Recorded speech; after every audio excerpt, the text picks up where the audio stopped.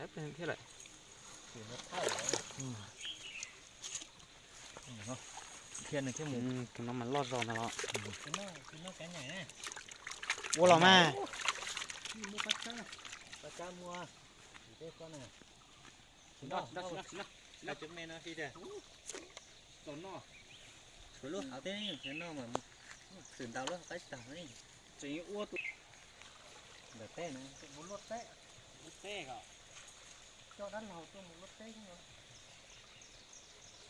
Anh này, tôi dùng bể dùng thử đó. Tiến này, tiến. Tôi anh đều té. Đấy, phương té nào con lò nó tôi cái lần nào.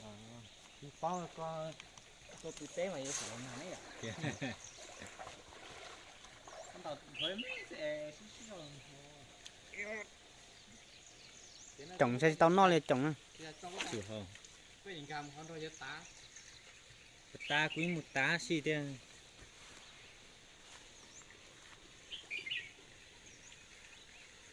Tôi vẫn tầm đạo được đi xuống lo là có đang có trong có.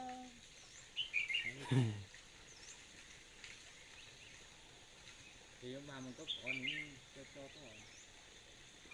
trúc kia nào Thì lúc vào đây nó có ít chui à cho mà nếu đi lại đã. Ê. Giờ mà nó là xóa đi chỉ mày. Nó hao chỉ suối niền luôn niền non là phần đúng không? có mua cái này mỏng nong non nó lên Nút.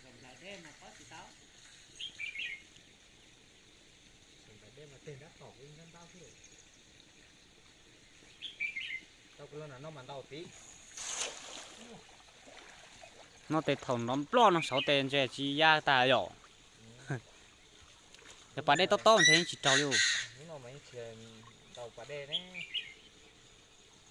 Và tàu đê chứ mà. đầu chỗ này đây mẹ trâu cứ hai thứ nhỏ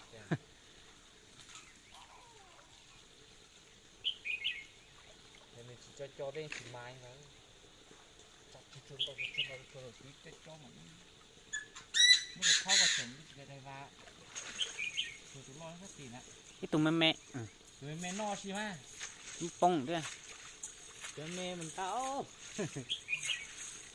Cái tiền là bỏ kia 1 triệu. Mùiว่าcho là thấp thao thấp kế. Cho kìa. Chủ luôn lên nó. Cái plug kê đặt cú chứ. cho này bụt đầu này cho cái nữa Đào tới giờ phần này này. Mua từ tí mà anh đào với từ tí phải cho mình cho cuột đâu đấy thế đào ấy còn mình mỏng thế này thế mà dù anh em mà dù có phải xài cho plug lo xài cho plug hai anh em màu tuyến đề tài anh chỉ mà tốt cho đó chưa xích cho mình đề tôi nói nó mà tí mà chuồn thì cho cuột ra thế chả họ chơi tôi chuột thế này nhỏ chê dù chơi cuột thế mà chiều ai dù mà dù uo kia những con nhện đấy hồi nhìn chơi thì tao uo con nhện uo lúc cây thế này chỉ là tao là cho thế đấy nếu mà cho cây thế Đặt tính thế này. chê cho cây hen cu phải có giá